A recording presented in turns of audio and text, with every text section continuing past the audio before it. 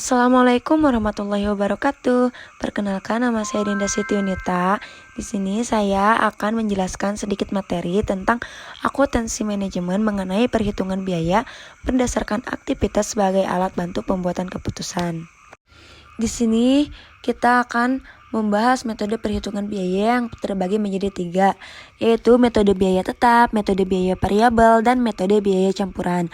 Metode biaya tetap, metode ini menganggap biaya tetap tidak berubah meskipun volume produksi atau penjualan berubah, serta biaya tetap ini seringkali terkait dengan aset tetap seperti gedung, peralatan, dan mesin.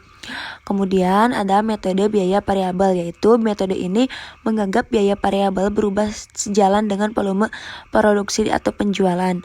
Dan biaya variabel ini seringkali terkait dengan bahan baku, tenaga kerja langsung, dan biaya produksi langsung lainnya. Kemudian ada metode biaya campuran. Metode ini menggabungkan elemen biaya tetap dan biaya variabel.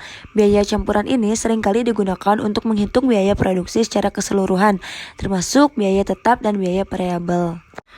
Oke, selanjutnya ada penggunaan perhitungan biaya dalam pengambilan keputusan. Contoh penggunaan perhitungan biaya dalam pengambilan keputusan yaitu analisis biaya, volume, laba untuk menentukan titik impas dan mengoptimalkan volume penjualan. Analisis biaya tetap dan biaya variabel untuk menentukan tingkat produksi yang paling efisien. Analisis biaya peluang untuk membandingkan keuntungan dari alternatif investasi. Kemudian manfaat perhitungan biaya dalam pengambilan keputusan yaitu mengidentifikasi biaya-biaya yang dapat dikurangi atau dihilangkan untuk mengoptimalkan laba, membantu dalam menentukan harga jual yang optimal untuk produk atau layanan, membantu dalam memilih alternatif investasi yang paling menguntungkan, membantu dalam mengukur kinerja bisnis, dan mengidentifikasi area yang perlu perbaikan. Oke, di sini kita akan membahas studi kasusnya. Langkah-langkah untuk membuat studi kasus yaitu yang pertama, identifikasi aktiva yang akan dianalisis dalam perhitungan biaya berdasarkan aktiva. Yang kedua, kumpulkan data terkait biaya yang terkait dengan aktiva tersebut, seperti biaya perolehan, biaya pemeliharaan, dan biaya depresiasi. Yang ketiga, hitung total biaya yang terkait dengan setiap aktiva. Yang keempat, hitung rasio biaya berdasarkan aktiva dengan membagi total biaya dengan nilai aktiva. Dan yang kelima, analisis hasil perhitungan biaya berdasarkan aktiva untuk mendapatkan wawasan tentang efisiensi penggunaan aktiva dalam perusahaan. Sedangkan perhitungan biaya berdasarkan diagram aktiva yang tertera yaitu aktiva 1 mencapai 5.000, aktiva 2 mencapai angka 3.000, aktiva 3 mencapai angka 2.000, dan aktiva 4 mencapai angka 4.000. Untuk kesimpulannya, akuntansi manajemen perhitungan biaya berdasarkan aktiva adalah alat bantu yang penting dalam pembuatan keputusan bisnis. Dengan menggunakan metode ini, perusahaan dapat mengidentifikasi dan mengelola biaya yang terkait dengan penggunaan aktiva.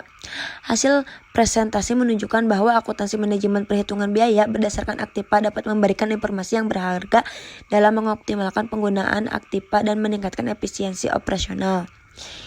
Di sini ada pesan terakhir yaitu penting bagi perusahaan untuk memahami dan menerapkan akuntansi manajemen perhitungan biaya berdasarkan aktiva sebagai alat bantu pembuatan keputusan.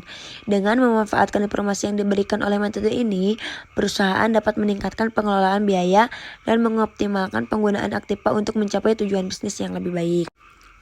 Terkait dengan perhitungan biaya aktiva dalam akuntansi manajemen, kita telah menjelajahi pentingnya pemahaman yang mendalam terhadap alokasi biaya untuk memaksimalkan efisiensi operasional dan mengoptimalkan keputusan bisnis. Dengan pendekatan yang tepat dalam mengelola biaya aktiva, kita dapat mencapai tujuan strategis organisasi dengan lebih efektif. Mari kita gunakan pengetahuan ini untuk merancang langkah-langkah berkelanjutan yang membawa nilai tambah bagi perusahaan kita. Terima kasih atas perhatiannya. Wassalamualaikum warahmatullahi wabarakatuh.